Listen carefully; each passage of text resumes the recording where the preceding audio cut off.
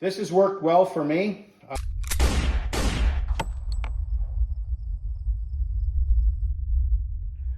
Hello and welcome to the Dirty Workbench. I'm your host, Nathan Carter, with special guest today, Brian Dimma. Got a new product to release today. Actually, 3 products to release today. And we want to show you how you can take your box-fed Veprs that are 12 rounders and these 20 rounders, and you can turn them into a 17 and a 29 using the new SSI parts. So we'll go through the steps that it takes to get to those combinations, and they have been in the world and shooting matches with Brian Dimma and other teammates and having good success. These extensions are modular, so if you want to get creative, you can get creative. Do whatever you want. We got this nice new base pad now that you can put on it that fits nice, matches up, big depress button there. And we also have our own custom spring. So now what I want to do is kind of turn it over to Brian Dimma to come over here and explain why in the world did we make these big magazines. Brian, why did we make these magazines? Well, frankly, Nathan, I got sick of being beat by my friends with AR shotguns that had a mag capacity much greater than what I was able to have, right? So most of you have probably seen the old TACCOM extension, right, for the ARs, for the VR80s, for the Typhoons. You know, they could very easily have 25 rounds, right? So the most I could have previously was 20 rounds, and I would get forced into a reload, which was often the difference between, you know, doing well on a stage and being forced into a reload. So that was the main reason we started this. And then as we got going, I think, into the world of what was possible, you know, we realized too that there was a lack of parts, particularly springs and or extensions that would take you past, especially the 20 round, you know, that was currently the Dissident Tune Magazine Max, like you're currently showing there. Gotcha. All right. Well, I pulled that one apart. It's a good specimen for us to work on for sure to turn it into a 29.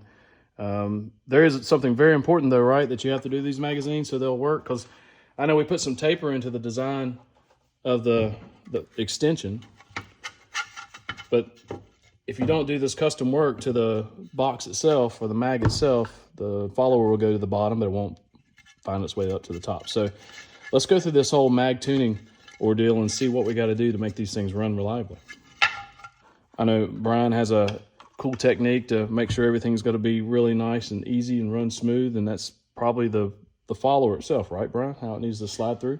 Correct. Yeah, that's where I kind of start. So yeah, hand me one of those followers over there if you would. Let's take this one that's stock out of that Distant. All right. So this is a Dissident 20 round tune mag, right? A lot of you guys probably have these. Certainly a good donor to make into a new SSI big stick. That's kind of what I was thinking about. And there's the name. You know, so here's the follower. Couple key pieces as I show you guys this, right? You got these nubs here in the back.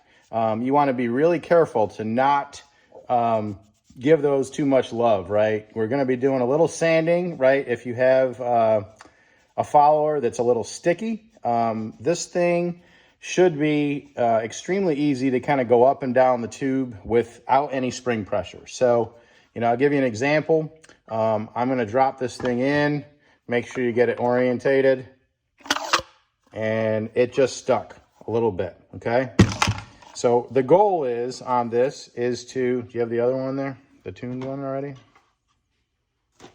The goal is to be able to drop the follower into the mag and basically have it go up and have it go down without any real pressure. So this is a different one, all the way to the bottom, all the way back down, etc. So, you know, some of you may find your followers already do this, and that's great. Gives you less, you know, tuning that has to happen.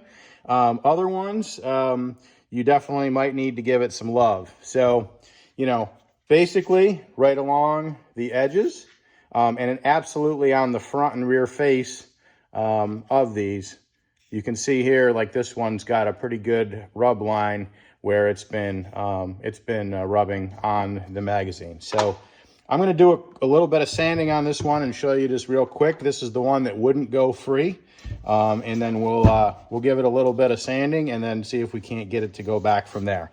So again, get a good flat surface. Just kind of run this thing back and forth a little bit. You don't want to do too much, and you also want to make sure you are not sanding those little nubs off, because that's what rides in those little grooves and kind of directs it. So check frequently, make sure you don't go too far. All right, so that actually went that time, so it is almost good. I'm going to give it just a little more, just to clean up some of the rough edges. And we will move on to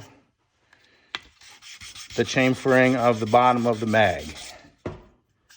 All right, so let's try this one more time. Get that in there, all the way to the bottom. You can see that. And it moves freely. All right, for those of you that have the dissident coupled mags, if you did happen to take them apart, you know, if you look down the mag tube, you can make sure that it goes back together cleanly. And then you can kind of start the process from there. I will tell you guys, this little area, where's the little poker? Down in here, let me get a little better view. I got a light too, look. There you go. Right down in this area, sometimes you will see the follower get caught when there's no spring pressure. Sometimes I will reach inside there just with a real light piece of sandpaper and kind of sand it out on both sides. So again, it drops free all the way to the bottom. I've tuned a number of these mags so far. Some require a little more love than the others. Some don't require much, right? This one did not require much to be able to get the follower to go all the way to the bottom, right? So you drop it in, there it is. Okay, so the next step. All right, so I know all you three gunners out there, you have some Dremels and some files and pocket knives and Bowie knives and all these many things that you can do. This is just plastic. So these nubs right here will catch your spring. It will catch the follower. It will give you a hard time if you just put the extension straight on and go for it. Everything will go down, but it won't come back up. So what you have to do is you have to chamfer this and knock those nubs down almost flush. This is our old R&D mag right here. And we're gonna do that same work right here. Some of the tools that we're gonna use today will be a good old file, and we have this little sander set up here, maybe for doing Brian Dimma's nails. I'm not exactly sure what he might use it for. But it's a tool that he has definitely used, and it has helped out tremendously. To add to this, here's another little quick tip for you. The full length, knocking it down half off. You knock that off and it's going to give you a more reloadable setup. It's going to give more room whenever the springs all compress all the way down. So knock that off as well.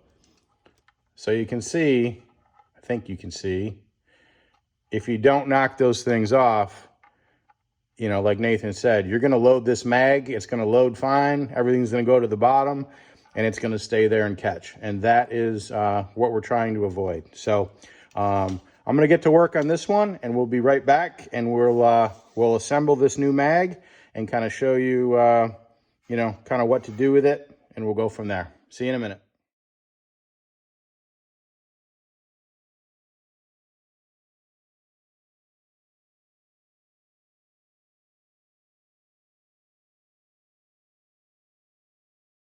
Here's a little tuning tech tip for you. I don't know if you have a little light or anything that you can get to, but because of this nice big window, we have access and we can check our work to see if we have any catches. We actually, on this one intersection right here, there's a little bit of a catch right there. Check on the other side. It's nice and smooth all the way through. So we'll note this little area right here where we need to do a little bit more filing, and we'll do a little more filing.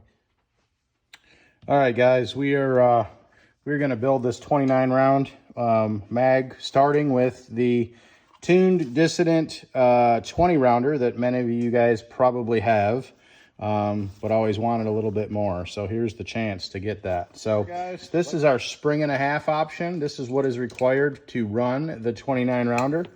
So we have a full spring here. We have a coupler assembly, which you can see there. And then it's a half spring to get the desired tension, which we'll talk about in a little bit, for that 29 rounder, right? Like I said, Nathan backed these screws out about 3/4 of that little lip that you can kind of see. When we assemble this spring, we are going to have the short spring on the bottom of the mag. It will really never really enter really the big part of the mag, and then we will install the follower on the other end of the spring. So you're going to snap this thing in. Look in there. It should be well attached. Make sure, guys, you don't have any spring hanging out the back. Sometimes you can give it a little love one way or the other. But this spring, at least to start, should be well up in there so you don't get spring drag on the back of that. Once you have that assembled, this thing's like wrestling a snake over here. It's about 3 feet long. You're going to put that into your magazine. Feed that up in there.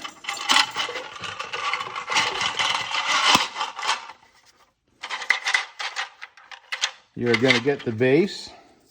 The thick part here, you can see it's thicker back here. That goes towards the back, and that is going to hold your spring. And then you got the new base pad that Nathan talked about. That goes on from the rear. And you get it on there, watch your fingers, and you can give it a little pop. The spring pops in there, and that base pad is retained. For those of you that might be worried, I gave this thing a drop test from about 6 feet in the air. No issues, you know, it held up real strong. It was good. No issues with the rest of it. So really strong. We are now set to load 29 rounds. So a full box plus 4 in the loader. All right. This has worked well for me.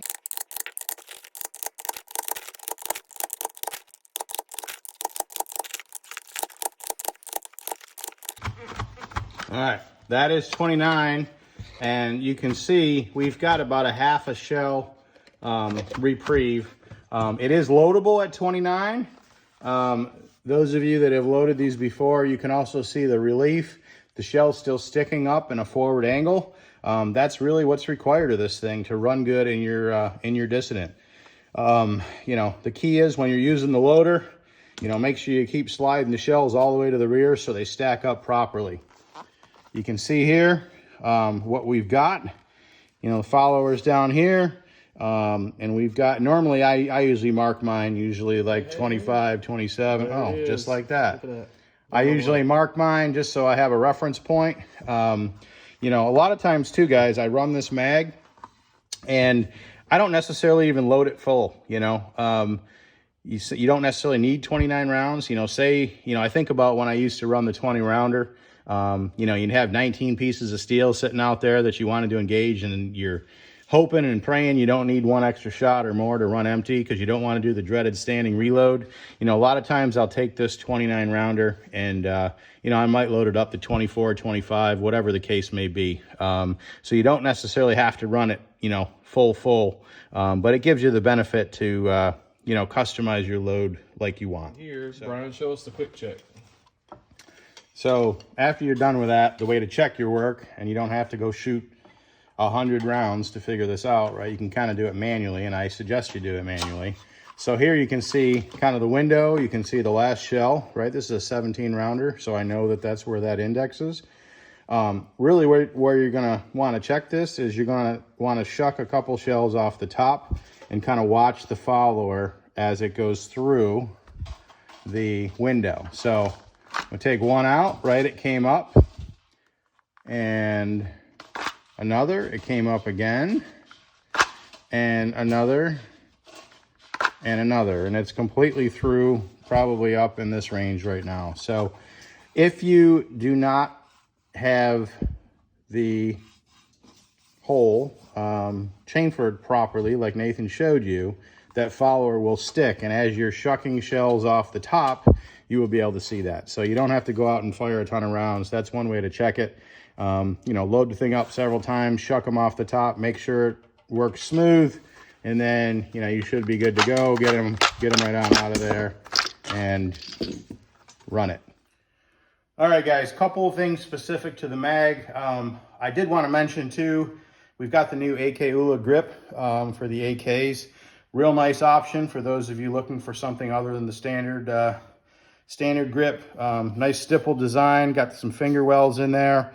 It's got the base plate, makes it real nice to grab when you're loading. You know, the pivot's real nice off of there. You can control the gun. So, you know, whether it's your hands are hot and sweaty or if you're shooting in the rain, it's a real good option there.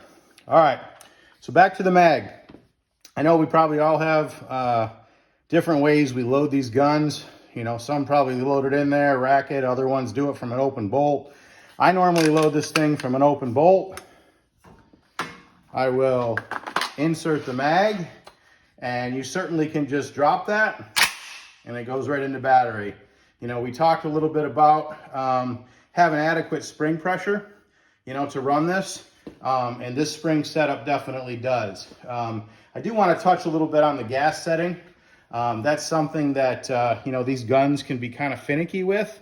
Most of us probably run 1250s for the most part.